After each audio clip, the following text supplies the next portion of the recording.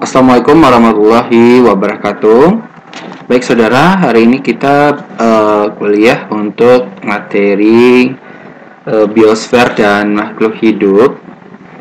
Nah, semoga hari ini ya saudara dalam keadaan sehat walafiat. Kita bahas lebih dahulu ya untuk biosfer dan makhluk hidup. Nah, pertama kita bahas dulu apa itu biosfer. Nah, pengertian biosfer sendiri yaitu suatu tempat tinggal, tempat makhluk hidup itu melangsungkan kehidupannya. Nah, dalam kehidupan makhluk hidup terbentuk suatu hubungan antar makhluk hidup itu dengan materi dan energi yang mengelilinginya. Nah, ini nanti disebut juga dengan ekosistem ya, tempat makhluk hidup untuk melangsungkan kehidupannya. Nah, kemudian kita bahas ya apa saja ciri-ciri makhluk hidup yang membedakannya dengan benda tidak hidup. Nah, yang pertama yaitu melakukan metabolisme. Yang artinya metabolisme dia membutuhkan energi ya. Melakukan pencernaan ya, membutuhkan makanan. Nah, itu adalah ciri makhluk hidup yang pertama yaitu melakukan metabolisme. Yang kedua adalah tumbuh. Ya, tumbuh dan berkembang yang artinya ketika dia itu tidak serta-merta langsung dewasa saja, namun dia itu dari bayi kemudian menjadi anak-anak ya atau balita, kemudian menjadi remaja, kemudian menjadi dewasa ya, kemudian melakukan reproduksi ya untuk mempertahankan keturunan ya. Jadi berkembang dia, kemudian memerlukan iritabilitas ya, kepekaan terhadap rangsangan ya. Yang artinya makhluk hidup itu memiliki kepekaan terhadap suatu rangsangan. Nah, contohnya pada putri malu. Nah, putri malu ketika dia dipegang, maka dia akan memberikan respon ya terhadap rangsangan yang diberikan. Contohnya ketika dipegang, dia akan daun-daunnya akan mengatup. Nah, kenapa kok bisa mengatup? Nah, itu karena adanya tekanan turgor. Nah, seperti itu contohnya seperti itu ya. Yang kemudian ciri makhluk hidup yang selanjutnya adalah mampu beradaptasi. Ya, yaitu dia mampu untuk menyesuaikan diri dengan lingkungan.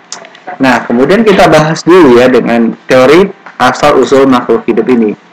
Yang pertama ada teori kosmozoa ya, di mana teori ini menyatakan bahwa makhluk hidup itu datang di bumi dari bagian lain alam semesta dan diperkirakan bahwa suatu benda berat itu telah menyebarkan benda-benda hidup dan benda hidup itu merupakan suatu partikel-partikel kecil.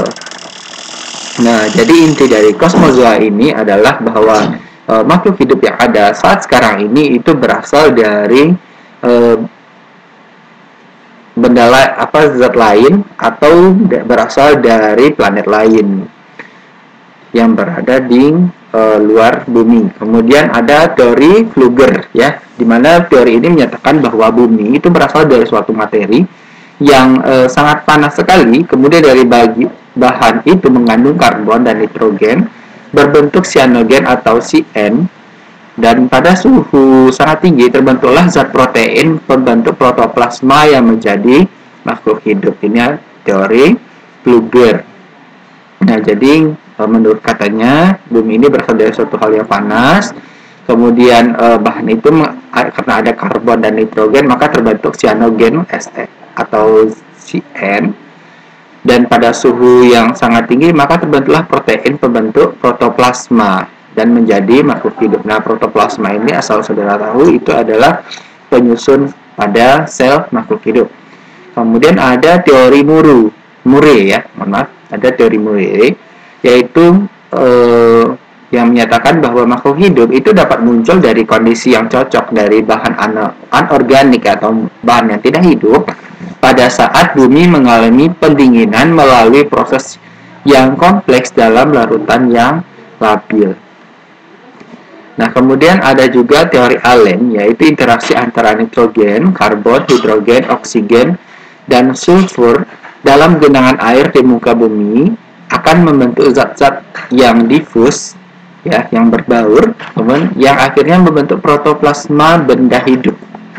Ya, ini selanjutnya ada teori transendental ya, bahwa benda hidup itu diciptakan oleh supernature ya, Tuhan yang maha kuasa di luar jangkauan sains, ya. Nah, jadi antara teori kosmozoa, Luger, Muru, teori Allen, nah itu menyatakan bahwa makhluk hidup itu berasal dari zat anorganik ya atau tidak hidup, kemudian terbentuklah protoplasma. Nah, sedangkan teori transendental itu mengatakan bahwa benda hidup itu diciptakan oleh supernature atau Tuhan yang maha kuasa, great creator, di luar jangkauan sains. Nah, kemudian ada juga teori-teori modern. Nah, di mana teori modern ini itu pertama kali itu dicetuskan oleh Aristoteles. Aristoteles ini seorang filsafat ya pada saat Yunani kuno, bahkan sebelum Masehi. Jadi dia Aristoteles ini menyatakan bahwa benda hidup itu mungkin dapat timbul dari benda tak hidup atau generatio spontanea atau teori abiogenesis ya, seperti yang sangat populer ya, yaitu terjadi begitu aja gitu. Jadi generatio spontanea artinya makhluk hidup itu terjadi begitu aja ya. Contohnya cacing itu berasal dari lumpur katanya. Kemudian ulat berasal dari daging yang membusuk. Kemudian tikus berasal dari pakaian bekas yang tersimpan lama dan sebagainya. Nah, padahal kan itu kan tidak mungkin ya, benda mati menghasilkan benda hidup, itu tidak mungkin. Kemudian ada percobaan Francisco Redi ya, di mana dia membiarkan daging itu begitu saja, dan daging yang dibebaskan dari pencemaran lalat itu tidak menghasilkan ulat atau larva hasil percobaannya.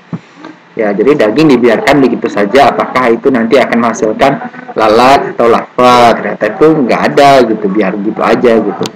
Kemudian ada Louis Pasteur, ya. Dan Louis Pasteur itu mengatakan bahwa makhluk hidup itu pasti berasal dari makhluk hidup. Nah, ini satu kata yang paling sering ya didengarkan kalau dalam ilmu biologi, yaitu omni vivo ex ovo, omni ovo ex vivo. Jadi makhluk hidup berasal dari makhluk hidup lainnya. Kemudian ada juga Stanley L. Miller, ya, di mana percobaan dengan loncatan listrik bertegangan tinggi di dalam sebuah tabung yang berisi amonia, metan, air, dan hidrogen. Dan kemudian setelah beberapa minggu, setelah 1 minggu, maka dia menemukan satu asam amino. Nah, asam amino ini adalah pembentuk dari genetik dari makhluk hidup. Ya. Kemudian ada Oparin, ya, di mana Oparin ini menemukan bahwa protein berlaku sebagai katalisator, ya, pengantar listrik atau energi dalam reaksi dan menjamin kekekalan kombinasi asam amino yang menyebabkan materi organis itu berhasil membentuk dasar asam nukleat atau menghasilkan kode senyawa berikutnya. Jadi Oparin ini menemukan pengantar listrik atau energi dalam suatu reaksi yang akhirnya menghasilkan kombinasi asam nukleat ya, asam nukleat ini pada DNA. Nanti kita bahas pada pertemuan selanjutnya ya. Nah, selanjutnya kita bahas tentang evolusi kehidupan. Nah, dari evolusi mungkin kalau seandainya saudara ketika kita masih di SMA gitu atau SMP pernah dengar gitu tentang evolusi. Ya, di mana di sini Lamarck itu berpendapat bahwa evolusi merupakan akibat pewarisan sifat induk kepada keturunannya.